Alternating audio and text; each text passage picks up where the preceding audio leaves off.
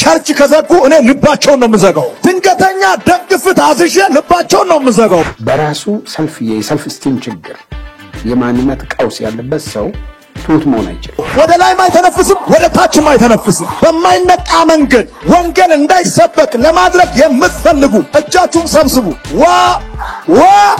ስለ ሐሰት አስተማሪዎች ደፋሮችና ኩሮዎች ሆኑ ስልጣን ያላቸው ሲሳደቡ አያፍሩም። በእንግሊዝኛ bold and arrogant arrogancy ከመሐይምነት ነው የሚመነጨው፣ ካላዋቂነት ነው የሚመነጨው፣ የራስን ልክ ካለማወቅ ነው የሚመነጨውና አክብሮት መስጠት ለሚገባ ደግሞ አክብሮት እንድትሰጥ ያዛል። ስለዚህ ልክ አንተ ፈጣሪ እንደሆንክ አይነት ሁሉ ማድረግ እንደምትችል አይነት ከላይ ከታች እንዳትነፍሱ አረጋለሁ ደም ግፊት አዛቸዋለሁ እግዚአብሔር ያንተ ክብር ዘበኛ አይደለም። በፊት የሚከለክል ነገር የለም አልተስማማም ሊሉ ይችላሉ። አሁን ያኔ እኛ አባል ስላሉ ነው እኛ አንቀበልም። አሁን ግን እነሱም የካውንስሉ አባል ከሆኑ ያን ፈርሞ የገቡትን ግዴታ ያክብሩ ነው። እርግጥ እዛ ነው አሁን ጥያቄው እዛ ነው እኔ ጋር አይደለም ያለው። በርግጥ ይሄ ጥያቄ በቀጥታ መቅረብ ያለበት ለካውንስሉ አመራሮች ሳይሆን ቀጥታና አሁን ወደ ጅማ አይ ፈቃድ ከሰጠ ፈቃድ ሊነጥ ይችላል። ማገድ ብቻ ሳይሆን ፈቃድ ይዘውስጋሉ ብለዋል። ፈቃድ የሰጠ አካል ከስልጣን ሊኖረው ፈቃድ ይሰጣል። ፈቃዱን መንጠቅ ይችላል።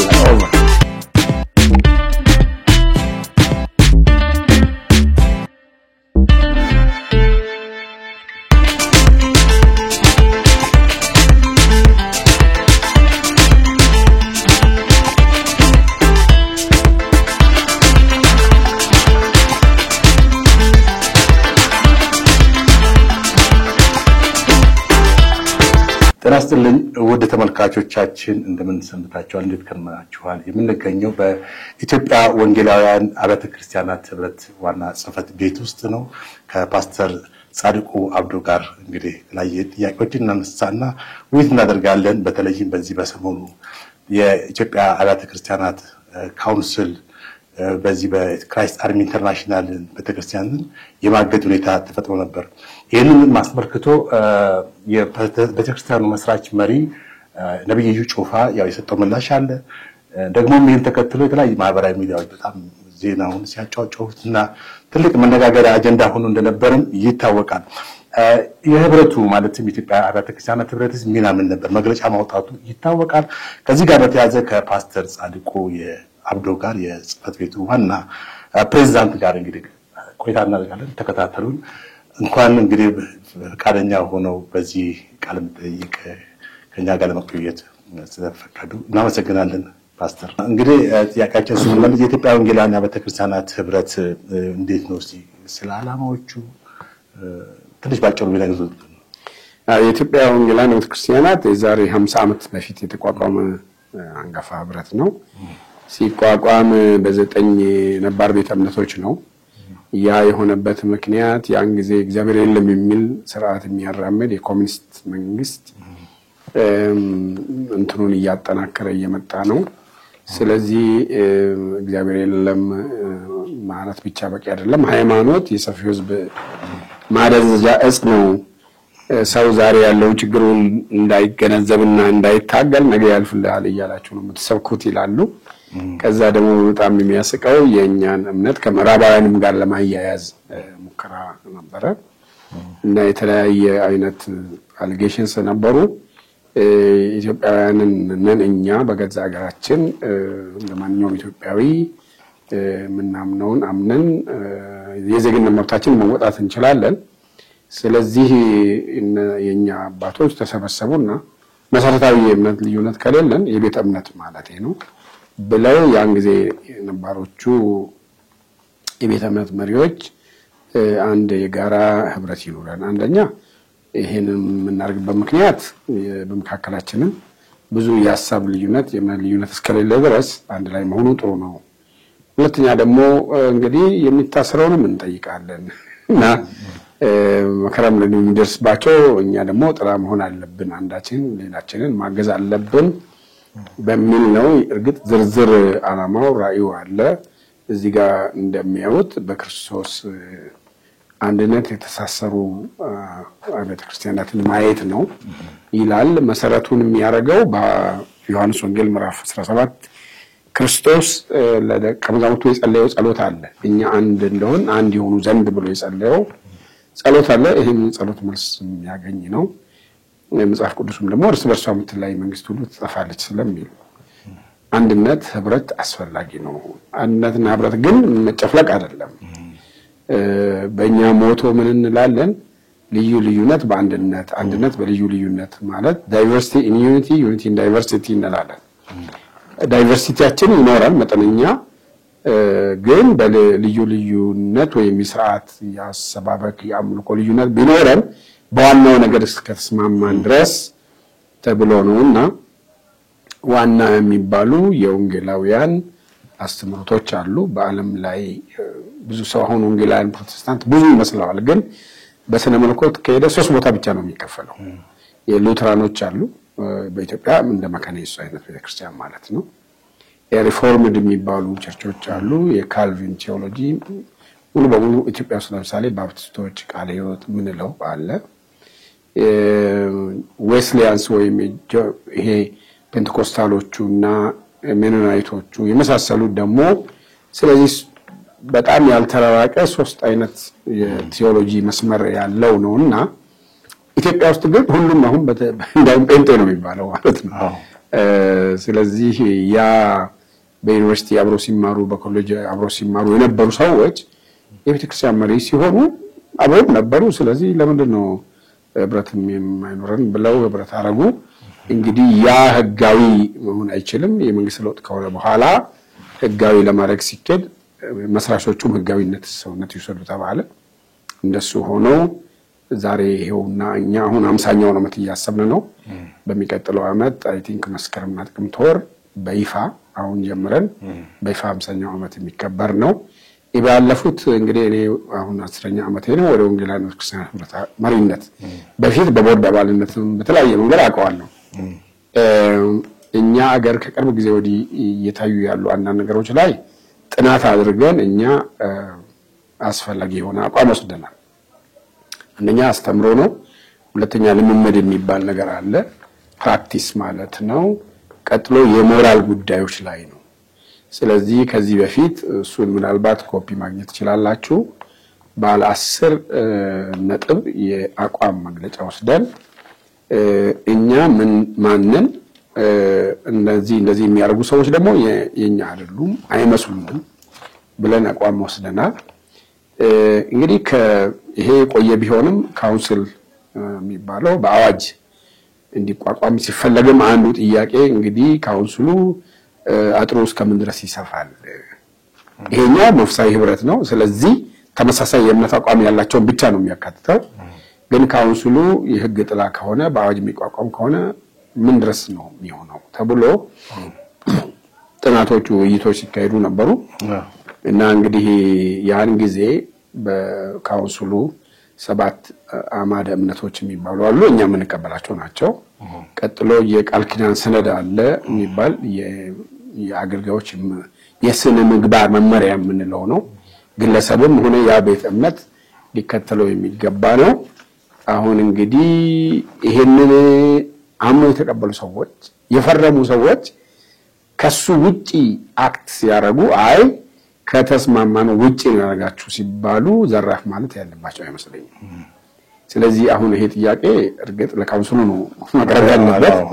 ግን እኔ ጋር እንግዲህ ከመጣችሁ እኔም የካውንስሉም የቦርድ አባልም የሥራ አስፈጻሚ አባልም ነኝ። ባለው ህግ መሰረት ጽህፈት ቤቱ ራሱ እርምጃ ወስዶ ለሥራ አስፈጻሚ ማቅረብ ይችላል። ስለዚህ ጽህፈት ቤቱ አሁን እርሱ የጠቀሱትን ሰው ስም አልጠራም እኮ ስም አልጠራም። ስም ሳይጠራ ሰው ዘሎ አንድ ነገር ውስጥ ከገባ አይ እንግዲህ ችግር አለ ማለት ነው። አንተ ስም ሳይጠራ ለምን ትወጣለህ? አንድ ሁለተኛ መልስ የምትሰጥበት መንገድ እኮ አንተን ማንነትን ግምት ውስጥ ይከታል። ምክንያቱም መጽሐፍ ቅዱስ የሚከለክላቸው ነገሮች አሉ። ለምሳሌ ክፉን በክፉ አትመልስ ይላል አይደል እንዴ?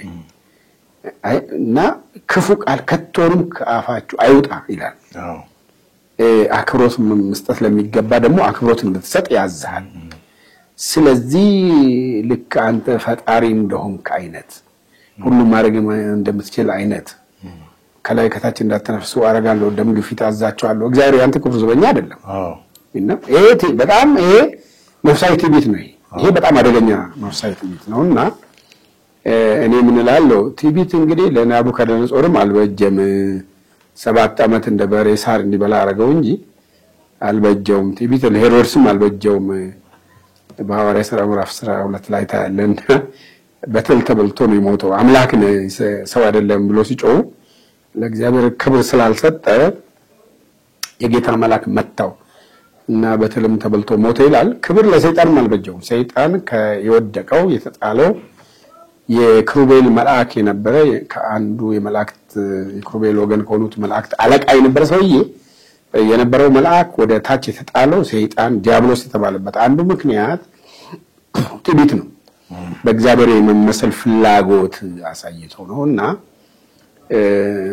ሰሞኑን እንግዲህ የሕማማት ሳምንት ነው የክርስቶስን ትህትና የምናስብበት ነው አይደለም አሁን ከፊታችን እሑድ ጀምሮ ሆሳዕና ነው ይቀጥላል ሁላችንም ጋር ነው የኦርቶዶክስ ብቻ አይደለም ምክንያቱም ይሄ የሁሉም የሶስቱም ብራንች የካቶሊክም የኦርቶዶክስም የወንጌላውያንም በዓል ነው እና የሕማማት ሳምንት የምንለው ፓሽን ዊክ በእንግሊዝኛው የሚባለው የሰፈሪንግ በላቲኑ ፓሲዮ ይላል ሰፈሪንግ ማለት ነውና ሆሳዕና ተብሎ የተዘመረለት ወደ ኢየሩሳሌም ቢገባም ሆሳዕና ያሉ ሰዎች ስቀለው ብሎ ደግሞ ወዲያው ጮኸዋል እና ክርስቶስ እኮ ወደዛ ከገባ በኋላ የደቀ መዛሙርቱን እግር አጥቧል ሐሙስ ቀን አይደለም በመስቀል የሞተው ዓርብ ቀን ነው ስለዚህ ምናልባት ሰኞ ቤተ መቅደሱን ነው ያጸዳው ወንበዴ ዋሻ አታርጉት ብሎ እና ማክሰኞ ሲያስተምሩ ነው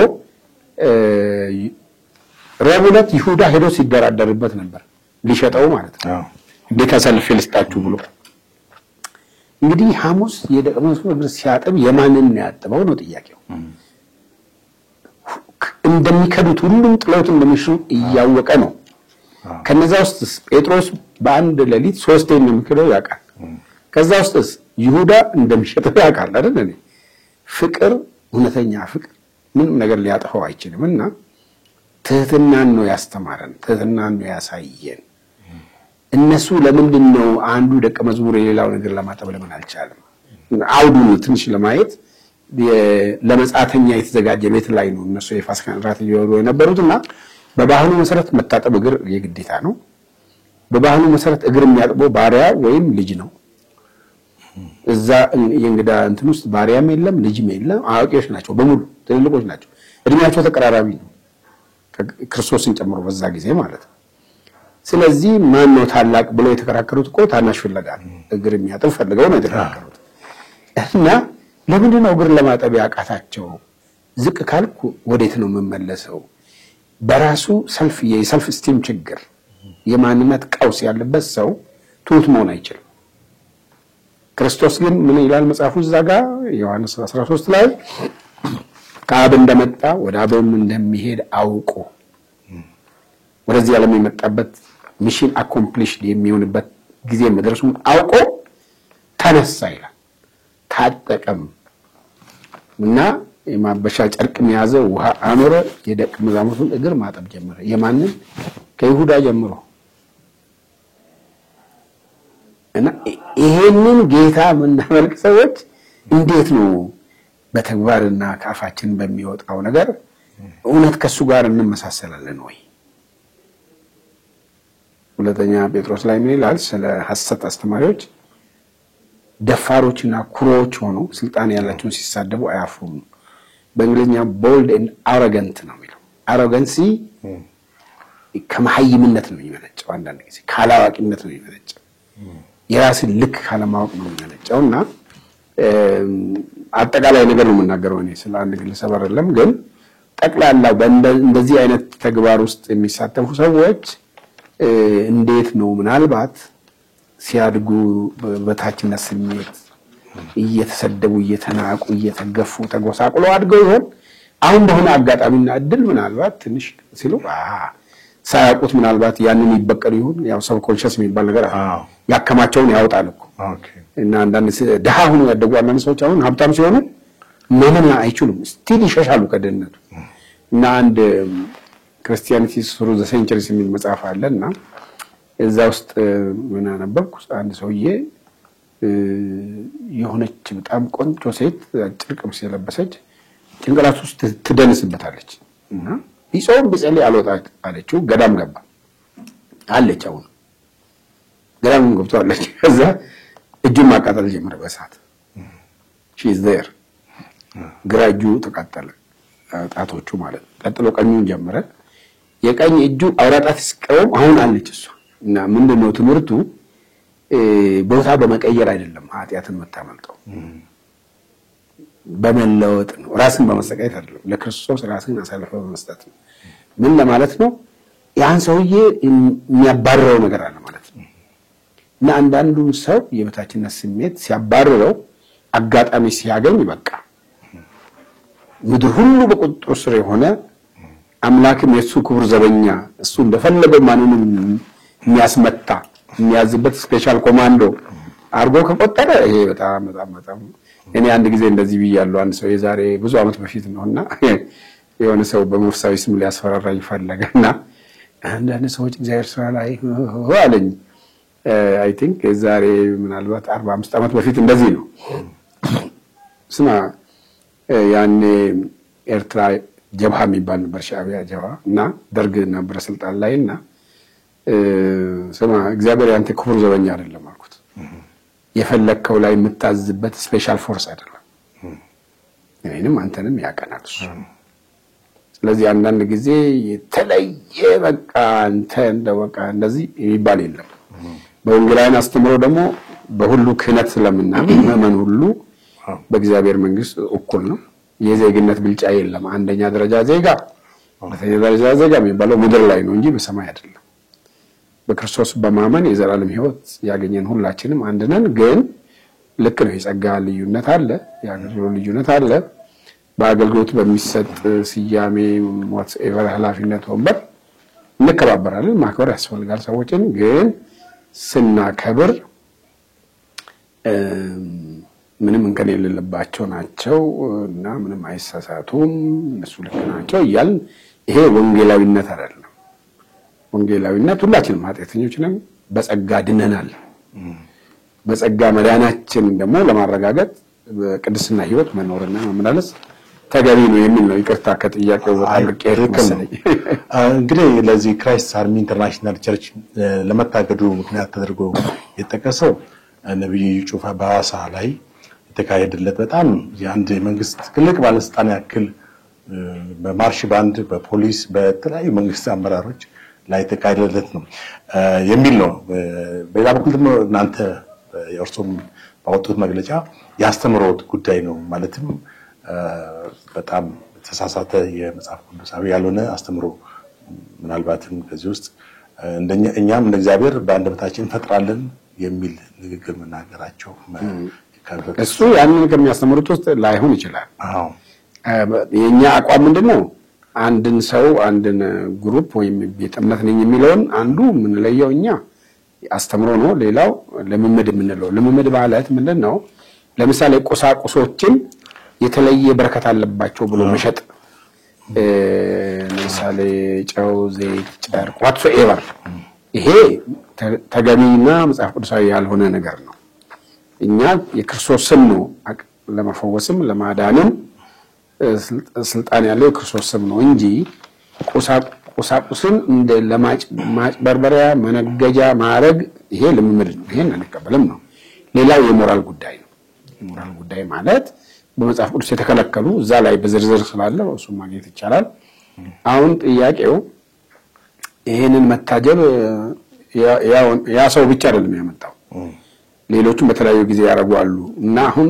ቀደም ብሎ አርገዋል ማለት ስምምነት ካረጉ በኋላ እንደዚህ አይነት ተግባራት ላይፈጽሙ ከተስማሙ በኋላ ለምን መልሰው ያረጋሉ ነው ጥያቄው በፊት የሚከለክል ነገር እሺ የለም አልተስማማንም ሊሉ ይችላሉ አሁን ያኔ እኛ አባል ስላሉ ነው እኛ ሰም አንቀበልም አሁን ግን እነሱም የካውንስሉ አባል ከሆኑ ያን ፈርሙ የገቡትን ግዴታ ያ ክብሩ ነው። እርግጥ እዛ ነው አሁን ጥያቄው እዛ ነው፣ እኔ ጋር አይደለም ያለው። ኦኬ ስለዚህ ያን ያክብሩ ነው። እኔ የገባኝ ምንድነው እኔ አሁን ስፔሲፊክ አድርጌ ገሌ ማለት ማንፈልገው ያንም እኔ ያልኩት በመጀመሪያ ደረጃ ማንም ይሁን ጻድቁም ይሁን ማን የፈለገ ሰው ይሁን የተስማማሁበትን ማክበር ግዴታዬ ነው።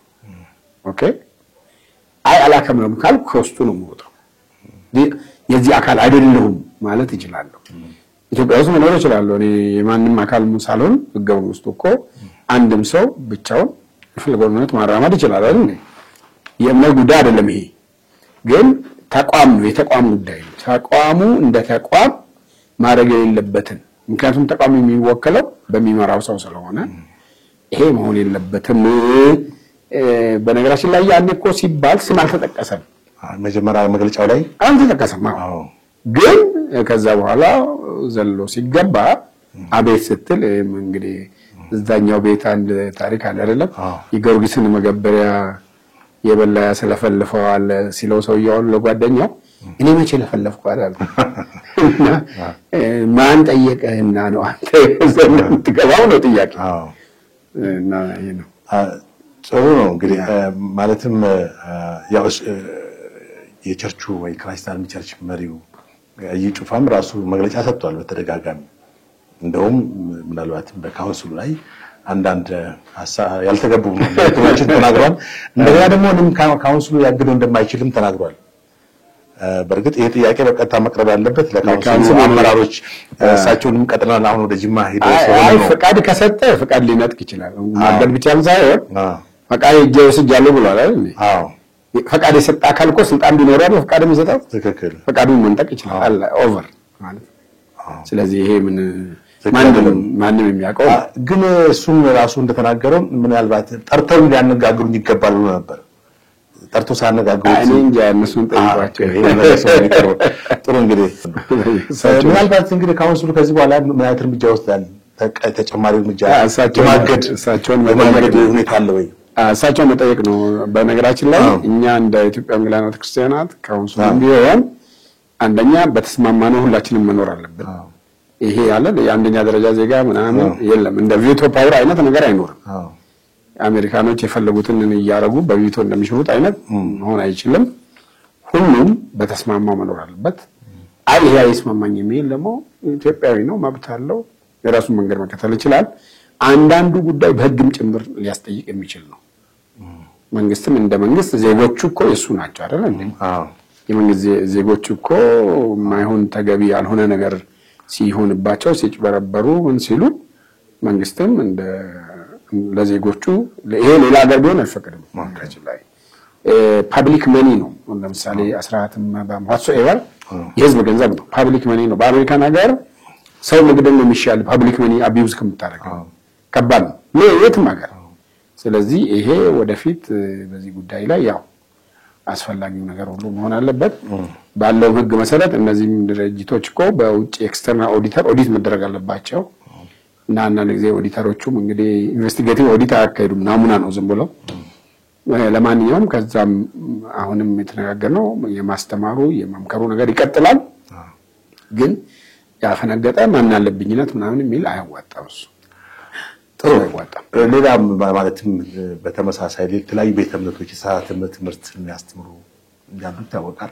እነዚህን የምትከታተሉበት መንገድ ምን ይመስላል? እንግዲህ አሁን ሁሉም ካውንስል ውስጥ ካሉ ይሄንን ኮንትሮል ማድረግ መምከር መገሰጽ ያለበት ካውንስሉ ነው። ካውንስሉ የስነ መለኮት ኮሚሽን የሚባል አለው፣ የህግ ኮሚሽን አለው፣ የተለያዩ ኮሚሽኖች አሉት፣ የእርቅም የሰላምም አለው። ስለዚህ ችግር ቢፈጠር አንዳንድ ችግሮች ደግሞ በዛ መንገድ የሚፈቱ ይኖራሉ። በአስተምሮ የሚፈቱት በአስተምሮ፣ በህግ የሚፈቱት በህግ ይፈታሉ። መለስተኛዎቹ ደግሞ እንደዚሁ በሌላ መንገድ የሚፈቱ ይኖራሉ ማለት ነው። እንግዲህ እርስዎ በጣም ረጅም ዓመት በዚህ በወንጌልነት ውስጥ ይቆዩ እንደሆኑ ከዚህ በፊትም ቃለ መጠይቅ አድርገውለት ነግረውኛል። አፄ ኃይለ ሥላሴን በደርግ ጊዜ ኃይለ ሥላሴ ነው ታሪኮትም ነግረውኛል። እዛ ጊዜ 54 ዓመት ነው። አሁን በጣም ረጅም ጊዜ ነው። እንግዲህ እኛ ሳንወለድ ማለት ነው። ምናልባት አሁን የእናንተ በዛን ጊዜ የነበረው እና የአምልኮ ሁኔታ የዚህ በወንጌል አማኞች ፕሮቴስታንት የነበረው የአምልኮ ሁኔታ አሁን ጋር ካለው እንዴት ይነጻጸራል። ምንድነው አሁንስ የተለየ ማለት እንግዲህ ሊመጣ ይቻላል ይሄ እዚህ አይነት እንትን ምንድነው? ያሱ የቤተክርስቲያን ታሪክ ስታጠና ይገባሃል። እኛ ያኔ ጥቂቶች ነን፣ ስደተኞች ነን። ያኔ ጴንጤ ያለቅሳል ነው የሚባለው። ሞር የሚታወቀው ጴንጤ ያለቅሳል፣ ስለ ሀገር እናለቅሳለን፣ ስለ ህዝብ ጸልያለን፣ ጾማለን እና ክፉ አንናገርም፣ ክፉ ቃላችን አይወጣም። እንደውም ቀኝ ሲመታ ግራ አንሰጥ ይባላል እያሉ ሊመቱት ሁሉ ይሞክራሉ። አንድ ዘን ጊዜ እንደውም ደግሞ እኛ እንኳን አይደለንም ወታደርም አይሁን ለሀገራቸው አይዋጉም ብሎ ከሌላ አካል ጋር ሊያጣምሩ ፈለጉና ግን ብዙ ወታደሮች ስላሉ የአየር ኃይልም ጦርም ውስጥ ስላሉ እሱ በኋላ ውሸት መሆኑ ተረጋገጠ። ግን ደርግን እንኳን እንደዛ ሃይማኖትን የሚጠላ ደርግ እንኳን እምነት እንዳይጎድል የሚፈልግበት ቦታ ላይ ጴንጤ ነው የሚሾመው። ታማኝነት የሚገርም ነው። በኋላ እንግዲህ ይሄ ነፃነት የሚባል ነገር በቤተክርስቲያን ታሪክ እንደዚሁ ነውና አሁን ሰው ብዙ ነው። እንግዲህ ከ12 ደቀ መዛሙርት አንዱ ይሁዳ ከሆነ በብዙ ሚሊዮን ከሚቆጠር መካከል አስቸጋሪ ሰው ይጠፋል ብሎ ማሰብ አይቻልም። ይሄ በሁሉም እምነት ውስጥ ያለ ፈተና ነውና አንዳንድ ጊዜ ነፃነት የራሱ መዘዝና ጣጣ ስላለው ነውና ግን ይሄንን ሁሉ ጊዜ ማስተማር በክርስትና ሃይማኖት ደቀ መዝሙር ማድረግ ይባላል። እውነተኛ የክርስቶስ ደቀ መዝሙር እንዲሆን ራሱ በራሱ መጽሐፍ ቅዱስን እንዲማር እንዲያጠና ወንጌል በሚያዘው መሰረት እንዲኖር የማረጉን የማስተማሩን ያንን እውነት የማሰረጹን ያህል ያንን መስራት እንዳለብን እናስባለን። በአቅማችን ምንችለው እናደርጋለን። ስለዚህ የቻሌንጁ ፖስት ሞደርኒዝም የሚባል ዘመን ድህረ ዘመናዊነት ውስጥ ስለሆነ እና ነፃነቱም ሲኖር አንዳንዱ እምነቱን ለዝም ብሎ ለውሸት ነው መጥቶ ከለላ ለማድረግ ሊጠቀም ይችላል። ጌታ ለእርሱ የሆኑትን ያውቃል ብሏል ጳውሎስ። ለዚህ አይነት ችግር ሲገጥመው አንዳንድ ሐሰተኞች ቤቶችን ሁሉ ይገለብጣሉ አለና ጌታ ግን ለእርሱ የሆኑትን ያውቃል ብሏልና ይሄ በሐዋርያትም ዘመን የነበረ ነው። ቅድም እንዳልኩት ክርስቶስም እያለ እንግዲህ ከ12ቱ አንዱ ይሁዳ ነው ያለ ነገር ነው። ግን ምክሬና ሁልጊዜ ትምህርት የምሰጠው እኔ እውነተኛ ከሆነ አይቀር እውነተኛ ክርስቶስ ደቀ መዛሙርት ነው። መጽሐፍ ቅዱስን እንወቅ፣ መሰረታዊ የሆነ አስተምሯችንን እንወቅ፣ ከሌላው በምን እንለያለን፣ ለምን እንዴት የሚለውን እንወቅና ከሌላው ጋር ደግሞ በሰላም በመከባበር ተቀባብለን እንኖር ነው።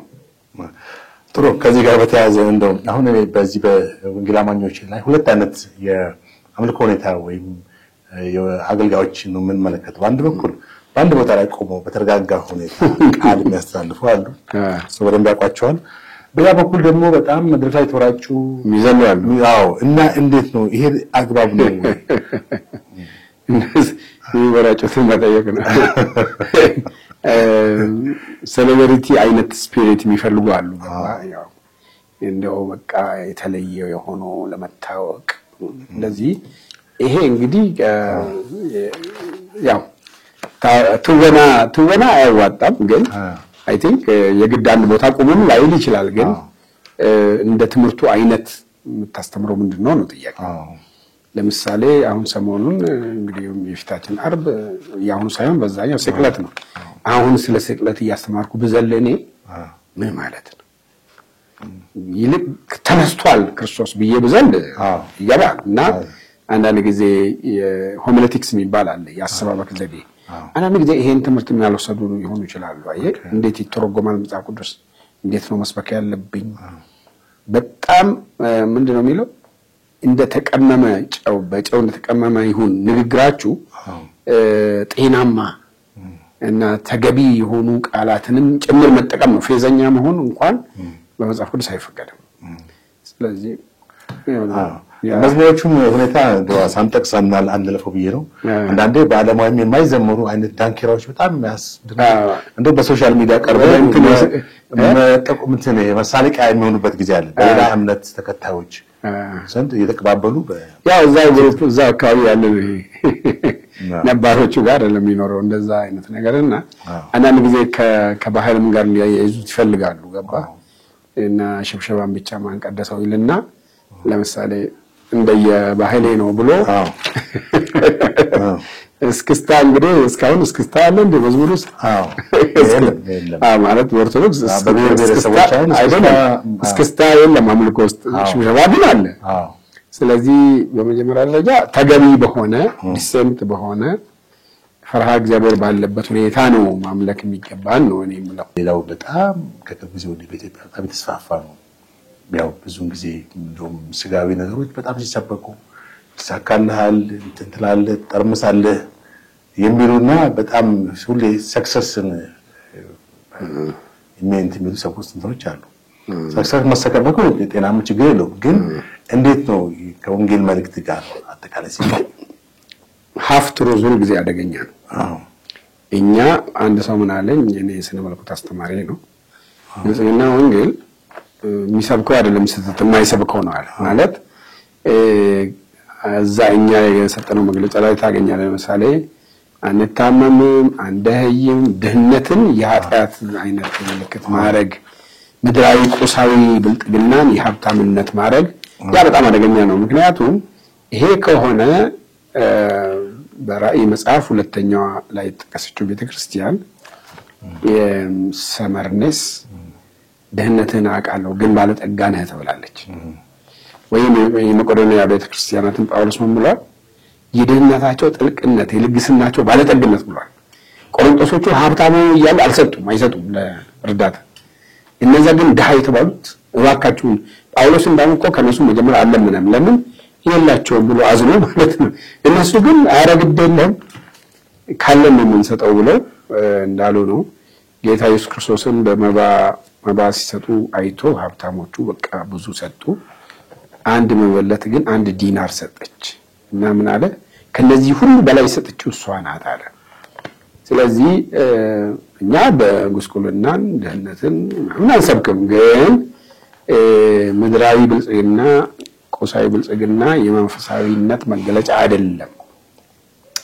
ሐዋርያ ጳውሎስ በአንደኛ ጢሞቴዎስ መልእክቱ ላይ አንዳንድ ሰዎች ይሄንን ሲመኙ ራሳቸውን ወጉና ይላል። ማለት እኛ ምንም ወደ ምድር አላመጣንም፣ ከዚህ ይዘን የምንሄደው አይኖረንም፣ ኑሮ ይበቃኛል ለሚል ሰው እግዚአብሔር መምሰል እጅግ ማትረፊያ ነው እና እምነትን የማትረፊያ የመነገጃ የቢዝነስ ማድረግ ግን በጣም አደገኛ እንደሆነ በሐዋርያ ጳውሎስ በጢሞቴዎስ መልእክት ላይ በግልጽ ይናገራል እና ይሄንን በጣም ነው የሚያወግዘው እሱ እና አንተ ግን ከዚህ ሽሽ ይላል እንደውም ማለት ነው። እና ሀብት መጥፎ አይደለም፣ ግን ገንዘብ መውደድ የክፋት ሁሉ ስር ነው። ገንዘብ መውደድ የክፋት ሁሉ ስር ነው። በመጨረሻው ቀን የሚያስጨንቅ ዘመን ሊመጣ ይሄን ይወቅልና አንዱ ምልክት ሰዎች ከእግዚአብሔር ይልቅ ገንዘብን የሚወዱ ይሆናሉ። ከእግዚአብሔር ይልቅ ተድላን የሚወዱ ይሆናሉ፣ ገንዘብን የሚወዱ ይሆናሉ፣ ራሳቸውን የሚወዱ ይሆናሉ። ሰልፍ ሴንተርድ ናቸው። ምቾት በጣም ይፈልጋሉ፣ ገንዘብ ይፈልጋሉ። ለምቾትና ለገንዘብ ብለው ራሳቸውን ምቾት ለመጠበቅ ሲሉ የማይገቡበት የወንጀል አይነት የለም። ስለዚህ አይ ቲንክ እኔ የብልጽግና ወንጌል ብዬ አልጠራውም እኮ እኔ ስግብግብነት ወንጌል ብዬ ነው የምጠራው። የስግብግቦች ነው እና አንድ ሰው ምን ብለዋል? አንድ ክርስቶስ 5000 ሰው መግበዋል። ዛሬ በብልጽግና ወንጌል ግን 5000 ሰዎች ናቸው አንድ ሰው የሚመግቡት። ትበለጽጋለህ ይላቸዋል፣ እነሱ ድሃ ሆነው ይቀራሉ፣ እሱ ይበለጽጋል። ስለዚህ በዚህ ጉዳይ ላይ ሰውም ማስተዋል አለበት። እኔ እግዚአብሔር የእጆቼን ስራ ነው የሚባርከው፣ አእምሮዬን ይባርካል። ሰርቼ ነው ማግኘት ያለብኝ። ማንም ሰው በገዛ እጁ ይስራ። ሊሰራ የማይሰራ አይብላ ተብሎ ይጠቀሳል። ሮንግ ነው። ሊሰራ የማይወድ ነው እንጂ ማይሰራማ ስንት በጤንነት ምክንያት ሊሰራ የማይወድ እየቻለ ሊሰራ የማይወድ ሰው አይብላ ነው የተባለው። የገዛ እየሰሩ የገዛ እንጀራቸውን ይብሉ ተብሏል። ሐዋርያ ጳውሎስን የመሰለ ትልቅ እግዚአብሔር ሰው በገዛ እጆቼ ነው እኔ ድንኳን እየሰፋው ይሄው ማገለግለው ብሏል። ስለዚህ አይ ቲንክ ይሄ ገንዘብን ከመውደድ ከዛ ጋር ተድላን መውደድ ምቾትን መፈለግና ከሚገባ በላይ የመኖር ፍላጎት አደጋ ውስጥ ነው። በአሜሪካን ሀገር እንደዛ አይነት አገልጋዮች አሁን በጣም ሂሚሌትድ ሆኗል፣ ወድቋል። ብዙዎቹ የሉም። አንዳንዱ ፍርድ ቤት ቀርበው ፍርድ ቤት ይወደቁ አሉ፣ ዳኛ ፊት ቆመው እና ከነሱ መማር አለባቸው። የኛዎቹ ሰዎች ከነሱ መማር አለባቸው። ማንም ሰው መቼም ጥሩ ላይፍ ቢኖር አይጠላም፣ ግን ያ በጽድቅ በተገቢው መንገድ መሆን አለበት። እሺ የመጨረሻ ጥያቄ ላድርገውና ከዚህ በኋላ አሁን እንደዚህ አይነት በተለያዩ ቤተ እምነቶች ያለው የተሳሳተ አስተምሮ ይቀጥላል ማለት ቢቀጥልስ በምን አይነት ሁኔታ ነው? እና ደግሞ አንድ ላይ እንዲመልሱልኝ የሚፈልገው የክርስቲያን ካውንስሉና ለምን ህብረቱ አንድነት የመፍጠር ሁኔታ የለውም ወይ? ሁለቱ የተለያየ ነው። የመጀመሪያውን ለመመለስ ክርስቶስ ምን አለ? መምጣት ምልክቱ ምንድነው? ያለ መጨረሻ ምልክቱ ምንድነው ብለው ሲጠይቁት የመጀመሪያው መልስ ማንንም እንዳያስታችሁ ተጠንቀቁ ነው ያለው። ስለዚህ የመጨረሻው ዘመን ምልክት ነው መሳትና ማሳት። ክፉዎችና አታላዮች ሰዎች እየሳቱና እያሳቱ ብሏል ጳውሎስ በሁለተኛ ጢሞቴዎስ ምዕራፍ 3 ላይ። ስለዚህ ይሄ ኤክስፔክትድ ነው፣ ግን ይሄ ማለት እኛ መሳት የለብንም። ኦኬ ራሳችንን መጠበቅ እንችላለን። ሌላው የካውንስሉና የህብረቱ ኔቸር አንድ አይደለም። ህብረቱ በእምነት የሚመስሉት ጋር ብቻ ነው መንፈሳዊ ህብረት ነው የሚያደርገው። ያ ለሁሉም የህጋዊ ጥላ በአዋጅ የተቋቋመ ስለሆነ ህብረቱ መስራት ነው በእርግጥ እዛ ውስጥ እና ይሄ ማለት የህብረቱ አመራሮች እዛ ውስጥ ይኖራሉ። በተቻለ መጠን እነዛ ትንሽ የተለየ አመለካከትና አስተሳሰብ ያላቸውን እየታረሙ ሄደው በኋላ ምናልባት ተቀራራቢ የሆነ የተግባርና የአመለካከት ያስተሳሰብ ያስተምሮ ግንኙነት ሊኖር ይችላል ነው የምለው። ምናልባት ምክንያቱም ከዚህ ጋር የመጨረሻ ብዬ እንደገና አሁን ኦርቶዶክስን ስንመለከት አንድ ወጥ ነው። ከላይ ሲኖዶስ አለ፣ ፓትርያርኩ አሉ፣ የተለያዩ በጣም ብዙ ሺህ ክርስቲያን ማለት አብያተ ክርስቲያናትን ይቆጣጠራል በአንድ ወጥ በሆነ። ወደ ሙስሊሙ ስንመጣ እንደዚሁ ነው፣ ከላይ ያለው ኃይል አለ። አሁን ምናልባት ይሄ ችግር የፈጠረው የዚህ አንድ ወጥ የሆነ አሁን ለካውንስሉ አልገዛም ምን ካውንስል ነኝ የሚል እሷን እንኳን አላዋቂነት ነው። ለማንኛውም አንድ ወጥ ነው፣ ልክ ነው፣ ግን አንድ ወጥ አይደለም። ለምሳሌ እኔ አሁን የጠቀስካቸው ካቶሊክንም ጨምሮ በካቶሊክ ማህበራት አሉ። እርግጥ ልክ ነው፣ በአንድ በፓፓ በቫቲካን ነው የሚተዳደሩት። ኦርቶዶክስም የአምስት አይነት ኦርቶዶክስ እንዳለ ታውቃለህ በዓለም ላይ። ግን የኢትዮጵያውን ብንወስድ በኢትዮጵያ ኦርቶዶክስ ተዋሕዶ ቤተክርስቲያን ውስጥ ማህበራት አሉ። ማለት አንዳንድ ጊዜ እንደውም ቤተክርስቲያኑን የሚሟገቱ ተከሻ የሚለካኩ ማህበራት እንዳሉ እናውቃለን። ይሄኛው ኔቸሩ ነው። የወንጌላውያን ያው ያኔ ፕሮቴስታንት የሚል ስም የሰጡን ካቶሊኮች ናቸው፣ ተቃዋሚ ማለት ነው። ኔቸሩ ምንድን ነው የሚፈቅደው? አማኙ ካህን ነው፣ ደህንነት በእምነት ነው። ስለዚህ እኔ በጸጋ ነው፣ መጽሐፍ ቅዱስ ብቻ የበላይ ባለስልጣኔ መጽሐፍ ቅዱስ ነው ሲል ትንሽ በግል የመወሰን አቅሜን ከፍ ያደርገዋል እና ኔቸሩ ትንሽ የዳይቨርሲቲ እንዲበዛ የሚያደርገው ከአስተምሮም ጋር የሚገናኝ ነገር ነው። ምክንያቱም በቀጥታ ነው መገናኘት የምችለው ከአምላኬ ጋር፣ መሀል የሚገባ ማንም የለም። እንደ አንድ ግለሰብ እኔ ክርስቶስን በግሌ ነው ያወቅሁት፣ አዳኜ መድኃኒቴ ነው፣ ግን ከሌሎች ጋር ህብረት አደርጋለሁ እላለሁ እና ህብረት ማድረገው ደግሞ በእምነት ከሚመሳሰሉኝ ጋር ነው እላለሁ። ስለዚህ ያ እንግዲህ ቅድም እንዳልኩት በዓለም ላይ በስነ መለኮት ካቴጎሪ ካየን 3 አይነት መልክ ነው ያለው። በጣም የሚረራቅ መልክ አይደለም። ግን ወደ የቤተ እምነቱ ስንመጣ ቤተ እምነቶቹ ትንሽ እንደውም እኛ ሀገር ይሻላል። እኛ ሀገር ከሌላው ዓለም በጣም ይቀራረባል። አሁን በደፈናው በተለምዶ ጴንጤ ወይም ፕሮቴስታንት የሚባለው በሌላ ዓለም ለምሳሌ ሉትራን እንደ ሙሉ ወንጌል አይነቶቹ ጋር አንድ ላይ መሆን አይችሉም። ባፕቲስቶቹ እንደዚህ። ግን ኢትዮጵያ ውስጥ የበለጠ የመሰናሰል ነገር አለ። እንደውም ከሌላው ዓለም የተሻለ ነው ለምናቅ ሰዎች።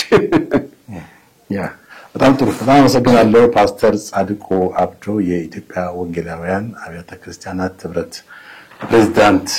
ለአነሳንለው ጥያቄ በጣም በቂ ማብራሪያ ሰጥተውናል። ወደ ተመልካቾቻችን እንግዲህ ከክራይስት አርሚ ኢንተርናሽናል ቸርች መታገድ እንዲሁም በተለያዩ ቤተ እምነቶች ያሉት መጽሐፍ ቅዱስ አስተምህሮቶችና ሌሎች ጥያቄዎች ለፓስተር ጻድቁ አንስተን በቂ ምላሽ ሰጥተውናል። እንግዲህ በፕሮግራማችን እናንተም እንደረካችሁ ተስፋ አደርጋለሁ። ፕሮግራሙን አዘጋጅ ያቀርብኩላችሁ ጥላሁን አትንደኝ። መልካም ቀን። አመሰግናለሁ።